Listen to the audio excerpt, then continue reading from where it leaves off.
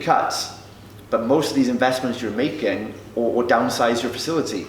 But all these costs, as long as they're sensible costs, are the things that are sustaining the ability for you to make $8,000 a month. And so by getting to a position where you have to cut those costs, you're compounding your problems. Because now, yeah, you might just survive that month, but now next month is going to be double as hard for you to get back on track. So again, you've got to step out of this micro month-to-month employee thinking, and you've got to start thinking about the bigger, broader picture of, if I do this in January, how's that going to affect me till March? And that's why the only sensible, rational way is to have operating cash flow reserves, which means if it's 4K a month to run your company, and 1 month you only make $2,000, you say, don't worry, we've got $8,000 in the bank, we take 2 from there, you're covered, right? And the operating cash flow number is really, again, how many months your company could pay itself to cover the costs even if no new revenue is coming in. That is the ultimate real number of how wealthy, successful, and sustainable your business actually is. And so we aim for a minimum of 3 to 6 months cash flow in reserve in the bank. And that should be, if you're at the point now of, you know, especially if you're growing a team and you're raising, if you're still like one person or just working with your first 50 clients, it's not an immediate need, but because your operating expenses are going to be very low. But if you're at the point of having a facility or staff, you know, or scaling up your ads and your overheads are going to be touch and go now, you need to make this a priority. And the first financial goal is you want to have at least 3 months of that operating cash flow in the bank. So if it costs you 4K a month to run your business, you need to have 12 grand in profit sitting there, ready, you know, so that then if all your revenue stopped tomorrow, you know you could cover all the costs for 3 months without making a penny. And think how much bulletproof that makes your company. And think how many other gyms are not doing that. So this is why so many people get wealthy in a recession. So, well, the smart people get wealthy. It's also why so many people lose all their money in a recession. So when a recession hits and customers' wallets tightened, you get massive drop-offs in retention. Now those fit pros around that can't, now they're you know, their 8 grand revenue went to 3 grand overnight, but their costs are still 5 grand. They now descale back their businesses and step out of your league, right, and put themselves out of the game.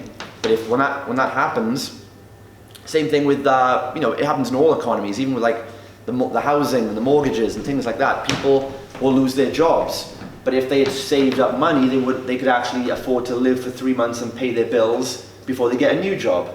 Those who didn't save up money from their salaries and spent it on nice things are fucked when they lose their jobs and they have to descale their house and stop buying things for their kids and no more luxury spa packages for you. See, it's the same principle. So when a recession hits, which it will, you know, probably every 10 years, then you can either be protected for that or you can be fucked by it. Now the good thing is when you're in business and you're basically an investor, then the good thing is when everyone else gets fucked, you become the person it becomes a buyer's market. When everyone else loses all their mortgages and their houses devalue, but you've got money reserved to start buying up houses, guess what happens? You become the big dick in town then, right? So that's essentially what we've been doing, and what we, you know, Gary here has been, you know, using this, Josh as well, of the whole, you know, acquiring strategy. And these guys are on the hunt already. We're waiting in the wings for all the local PTs, studios who've put a lot of money in. They're lovely looking facilities and they've got 20, 30, 40 clients. They've got nice little assets, but they're going to be fucked soon because they don't know this stuff. And when the recession hits and their business valuation drops to zero, most of it's at zero anyway, and they're just desperate, and we come to them and say, you know what, we've got all our money saved up in the bank. We can just help you out here. We can just take your studio from you if you like. You know, we'll give you a job. We'll give you a flat $1,500 a month retainer. You get to do what you love, which is coaching. Don't worry about this marketing stuff and this business and this financial. It's okay. Let us deal with that, right? You just want to coach people, right? Isn't that why you left the gym and set up on your own? You didn't want to run a business. You just wanted to replace a job, right? So how about you get to do what you love, you work for us, we'll give you 2K a month, and you just hand over all the assets and the equipment and the lease to us, and we'll put our name on the door. And the people we've done that for, we've done it in fitness, I've done it in the beauty industry as well, they thank you for that opportunity. They go, oh my God, this is exactly what I need. This will help my family so much. Right? I've literally just done that in May with Justin's help. I took a gym with an owner. I'm paying him, at the moment I'm paying him stage, so he's only getting £1 grand a month at the moment, but he'll get £2 grand a month. His life's better, he's happier, he's less stressed. I've just taken, started with 30 clients, now I've got 75, 2 months later, and an opportunity just comes along, and there's another gym just around the corner that's forwarded. They wanted too much money, they just forwarded. They've got 90 clients that are now looking for a gym. So guess who's swooping in there? What did you pay for that last gym, for the business? I paid nothing for it. Nothing. I walked in, took the gym over, equipment, I took the rent on, I took a little bit of debt on. It's about £1 grand worth of debt. I got 30 clients. I got a gym, a guy who just wanted a new opportunity to work for somebody else with a vision of the future. So that's something you might want to have, a vision for the future. Just goes into that. And yeah, we've taken it from, I can show you me, we've taken it from £3 grand, because I've shown my wife yesterday, £3 grand in May to £7.5 grand this month. That's just in 2 months, and we're aiming to have that up to 10 grand by the end of September, and then 15 grand by middle of next year.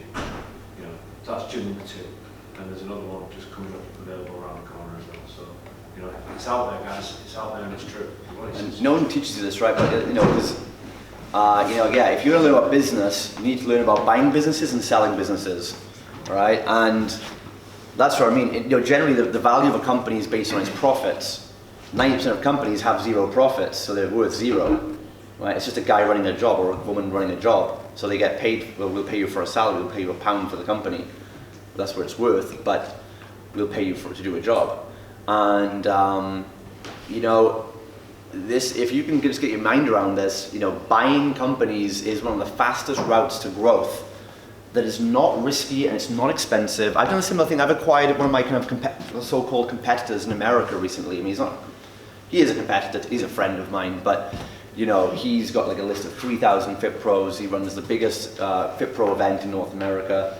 And we had a chat last month in Vegas, and I was like, look, dude, like, I want what you got, basically, and I can spend, you know, I can run Facebook ads and other ads, and I can build my own 3,000 list of Fit Pro prospects, which will take me, you know, like 2 years and 60 grand of advertising or whatever. I don't know if it's a random number, but you know, or I can just acquire what he's got and absorb it into my company.